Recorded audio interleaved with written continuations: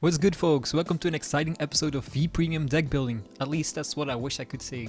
After seeing the reveal of Tetra Drive about 3 weeks ago, many people immediately realized his effectiveness in V Premium was gonna be questionable. Being a Vanguard with a total of 4 drive checks, that leaves you with an actual +1 to the hand at the end of turn, and that without accounting for the normal +2 from drive checks is pretty sad. But unlike in V, where Aquaforce struggles to maintain hand advantage, in Premium it's pretty much the thing the clan is known for. That's why I decided to explore the possibilities of using Tetra Drive in the dedicated Aquaforce playstyle. And boy oh boy, does Tetra Drive deliver.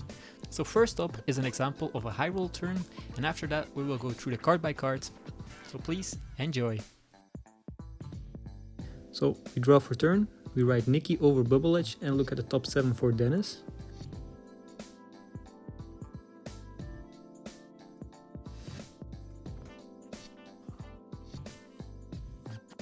We assume our opponent does his stuff, draw for turn. We ride Dennis and use his ability to rest Bubble Edge. This allows us to call the top card of our deck.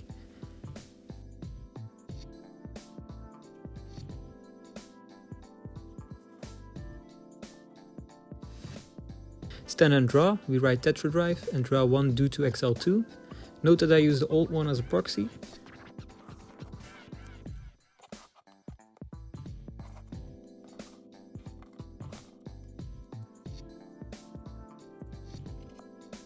We fill our field with Baragios and Dennis. Dennis rests Bubble Edge and finds Tidal Assault from the top of our deck.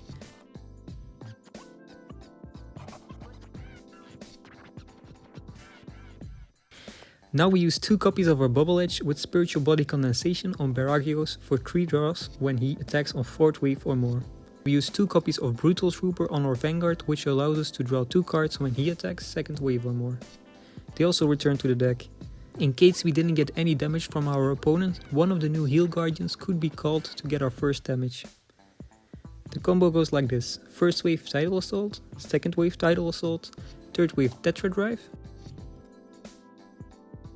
skill draw 2, whoops, forgot to shuffle the deck,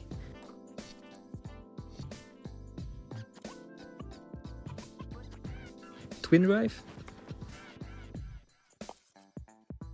4th wave Baragios, skill draw 3. At the end of the 4th battle, Tetra Drive skill, discard 2 and restand him. In our drop zone, Arsenal Fleet activates, Soul Blast 1 to return to the hand. Baragios activates and stands when the Vanguard is stood. 5th wave Tetra Drive, skill draw 2, 1 drive check. 6th wave skill draw 3. 7th wave Dennis. End of the 7th battle, Tetra Drive skill, CB1 and discard 1 to stand. Arsenal Fleet gets discarded, but because Tetra Drive stands, for Soul Blast 1 return him to hand. Baragios stands due to Vanguard being stood. 8th wave Tetra Drive skill, draw 2. 1 drive check. 9th wave Baragios skill, draw 3. For those who kept count, this leaves us with 18 cards in hand.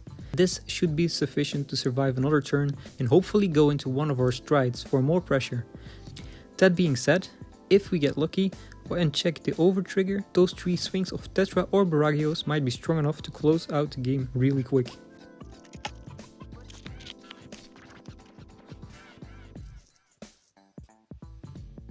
For the grade 3 lineup we have 6 good ride targets and 1 card that mitigates some issues. Obviously we run 4 copies of the new Tetra Drive from Clan Collection Volume 1. I had to use the old one as a proxy since the product hasn't released yet. We use 2 copies of Naval Gazer as he is an attack extender that allows us to benefit from the Bubble Edge combo if we were to miss our preferred ride. Arsenal Fleet, as you've seen in the replay, is a key to mitigating the costs of Tetra Drive's restand, effectively making him a +3 instead. He happens to be also a decent multi-attacker during our stride turns. For those new to Premium Aquaforce, it might be important to explain who Bubble Edge is and how we maximize his skill. Bubble Edge is the forerunner of set 13, which was the 4th wave of Aquaforce support that we ever received. Most interestingly, he was released in the same set as the original Tetra Drive. His skill says that for the cost of sliding him into soul, one of our units gets the ability that if they attack on 4th wave or more, we draw 1 card, effectively replacing himself when done correctly. That by itself makes him very similar to the V-Series starters, except that we only get to draw a few turns later.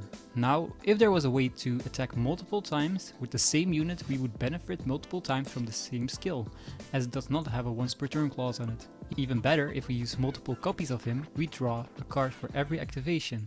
That's why we use the Stoicheia order card, Spiritual Body Condensation. This allows us to Soul Blast Bubble Edge, recall him to the field, and then shove him back into Soul for another activation. Sadly, order cards are limited to once per turn, and that is why I decided to only run 3 copies. It does, however, help us get the necessary units on board if we had to write one of our combo pieces. So in all of this card is very flexible. We run Bubble Edge as our starter, and we run 3 in the main deck, as this guarantees us 1 copy of him, and we have a total of 6 copies if we count the order card in the deck, so we're bound to draw at least 1 more of them. There's an argument to be made to use the V-Starter instead, as this helps us to draw into more cards we need to ride up to grade 3, but I leave that choice up to you, whether or not you decide that's important for you, or if you rather want to have the strongest high roll turn possible. Next is a very important trigger unit, which as far as I have seen, no other clan has a clone of, and is specific to Blue Wave Vanguards. It is in fact the second coming of our Lord and Savior Bubble Edge, but now in a critical trigger form. Brutal Trooper has an insane effect that says return this unit to your deck and give your Blue Wave Vanguard the skill that when this unit attacks on 2nd wave or more, draw 1. Before we were limited to drawing twice from this effect, as old Tetra Drive only restood once, or we had to stride into one of the Blue Wave strides that also only restood once. But thanks to a new Tetra Drive restanding twice, this card becomes a draw 3. It almost seems like Bushiroad designed Tetra Drive with this card in mind. One added bonus this card has is that since he only applies to 2nd wave or more, in case you're decking out, you can return this, or as many copies as you have, to your deck, and swing with a Vanguard on 1st wave. This way you don't draw from the effect, but you have a higher chance of revealing the critical trigger. We run a very basic trigger lineup, 4 draw sentinels to get our pieces, and once we're set up, discarding isn't that hard anymore. 4 heals, these will become heal guardians as they're just plain better for this deck. 3 stride enabler crits, there is an argument to be made to use the other 15k shield crits from premium, and that would be the plus 10k and draw crits, as they are just better offensively.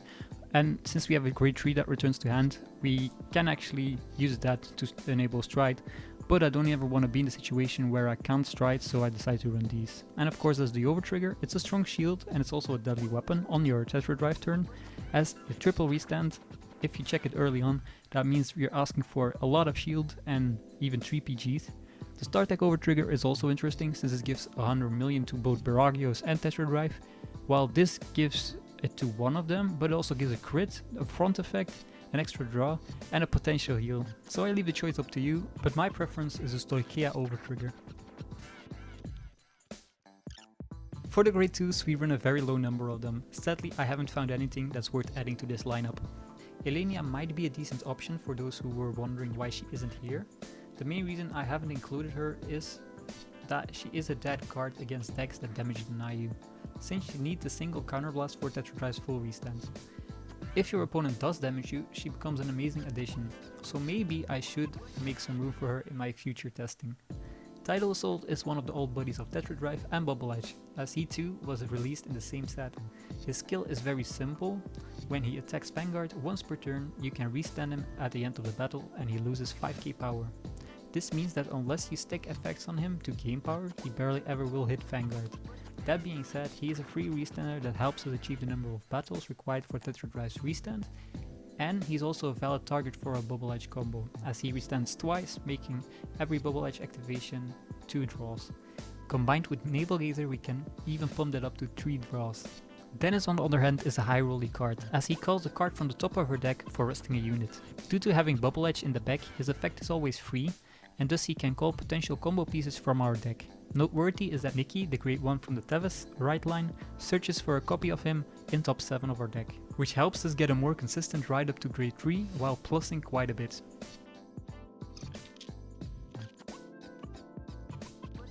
We run quite a few grade 1s, but all of them serve their own function. Nikki, as stated just now, is a searcher for a grade 2 ride and thus functions as a +1 if we can ride him. Furthermore, his second ability allows us to put a unit from our drop zone back to the deck to soul charge, which could come up in some cases. Penguin is a simple Soul Blast 2, draw 1. Since we are very reliant on a successful combo turn, being able to call this to the field might just get us the card we need. More interestingly, he does not require it to be called from the hand, so in case we call him with Dennis, we can use his skill to dig one card deeper. Ursula is very interesting, as she allows us to move our units to any row or column.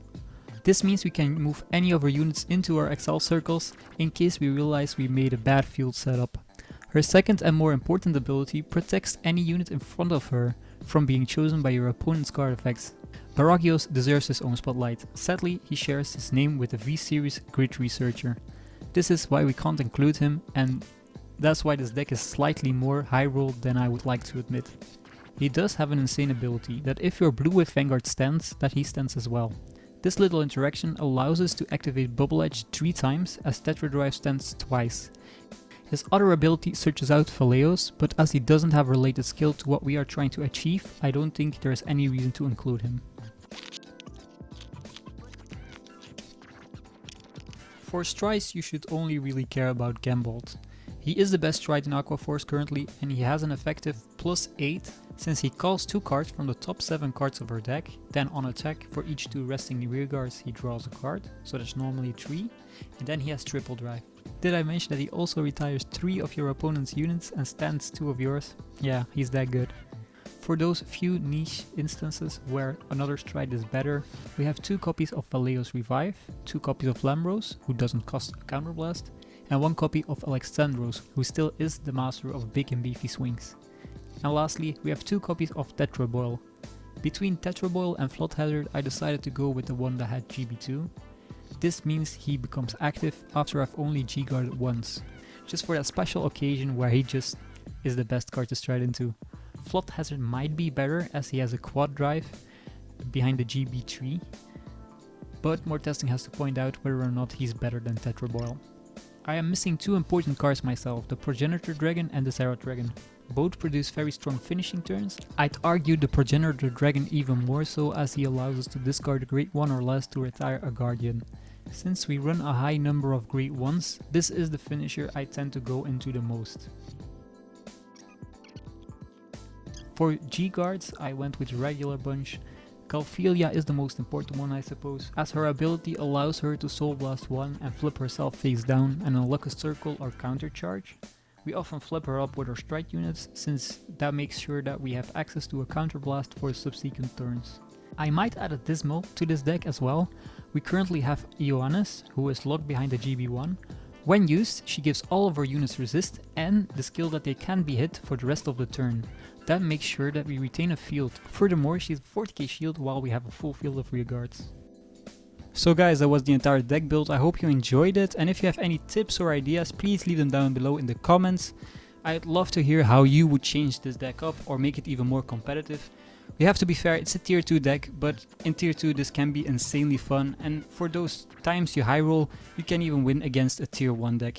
I've recently played a few games where I had to play against Bermuda, who have a superior ride, and I just beat them on turn 3 because I checked the overtrigger and they were dead. So if you liked it, leave a like, leave a comment, maybe subscribe, and I'll do more of these in the future. See you later guys.